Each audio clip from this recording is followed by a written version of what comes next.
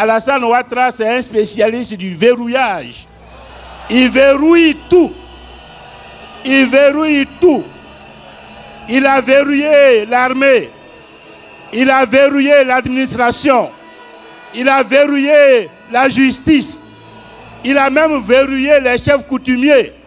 Il a verrouillé les organisations de la société civile. Même les religieux, il veut les verrouiller. Mais nous n'accepterons pas le verrouillage. Nous allons déverrouiller. Et c'est pourquoi nous sommes là. Figurez-vous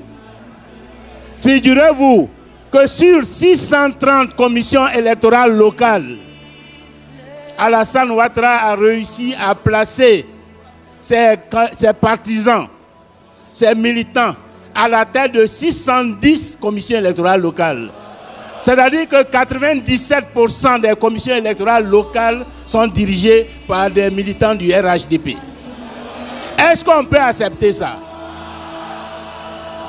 Sur 18 membres de la commission centrale, Alassane Ouattara a réussi à prendre en otage 15 membres de la commission électorale centrale.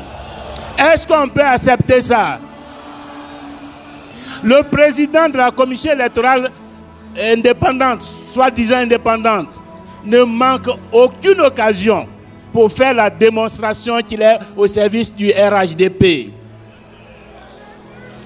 Or, nous ne voulons pas revivre les événements de 2011. Vous vous rappelez ce qui s'est passé en 2011.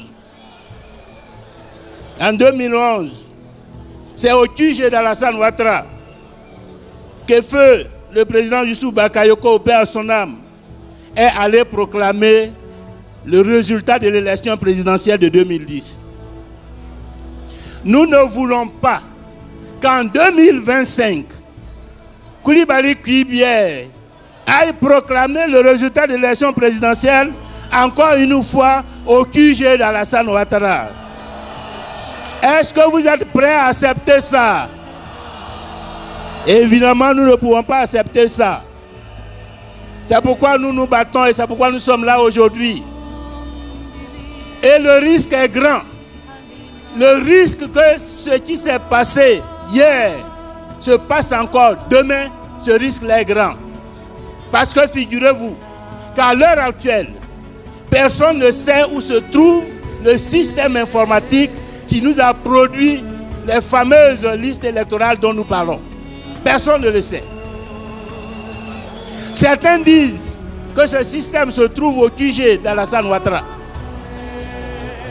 Là où se trouve actuellement Koné Kafana, à la rue des Jardins. Mais on ne sait jamais.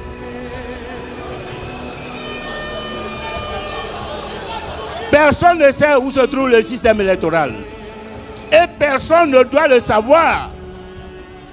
Monsieur Kakoubi, c'est un nom que vous ne connaissez peut-être pas, mais je suis sûr qu'à la suite de ce meeting, vous le saurez, que vous allez vous engager dans le combat pour la libération de ce monsieur. Il est président d'une association de consommateurs.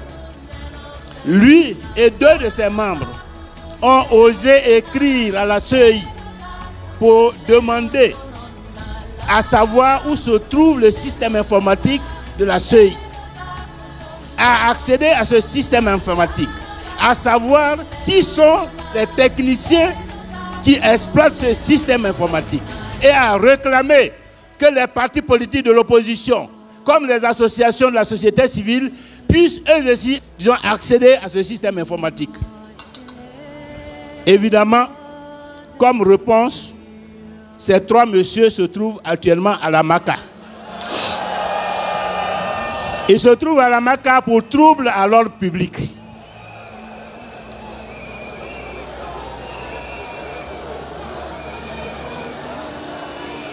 Alors, on ne sait pas où se trouve le système informatique, mais une chose que nous savons tous, c'est qu'au niveau de la CEI, celui qui gère l'informatique, celui qui gère l'édition des listes électorales, celui qui gère l'édition des cartes électorales et celui qui va demain gérer la compilation des résultats électoraux s'appelle Kone Sourou, ancien maire de Kolia et représentant d'Alassane Ouattara à la CEI.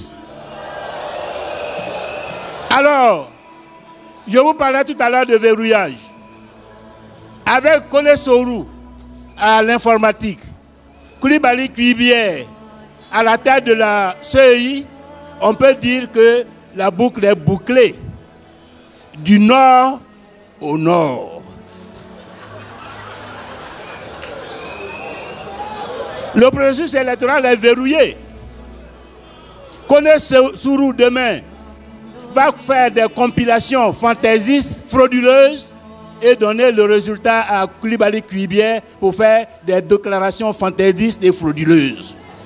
Et c'est pour mettre fin, pour empêcher cela, que nous devons nous battre pour une CEI véritablement indépendante. Parce que la CEI, comme nous l'avons dit, est un arbitre. Or, un arbitre doit être impartial et neutre, afin de ne pas susciter par des décisions fantaisistes des contestations, des troubles et la violence.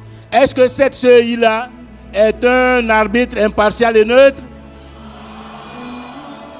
Un arbitre doit être compétent, maîtriser son art et travailler de façon professionnelle à travers ce que Kaye Eric a dit. Est-ce qu'on peut dire que cette CEI-là est compétente et digne de confiance? Non, non, évidemment, la CEI ne mérite plus d'exister. C'est pourquoi nous devons tout faire pour mettre fin à l'existence de cette CEI et nous battre pour qu'un autre organe plus digne de confiance soit mis en place. Parce que la victoire en octobre 2025 dépend d'une CEI digne de confiance, d'une CEI véritablement indépendante, impartiale et neutre. Pour gagner en 2025, il faut gagner d'abord la bataille de la CEI. Êtes-vous prêts à mener cette bataille pour la victoire en 2025? Alors, si nous sommes prêts, restons mobilisés à l'écoute des mots d'ordre de la CAP Côte d'Ivoire, car l'alternance est en marche. Unis et mobilisés, nous vaincrons. Je vous remercie.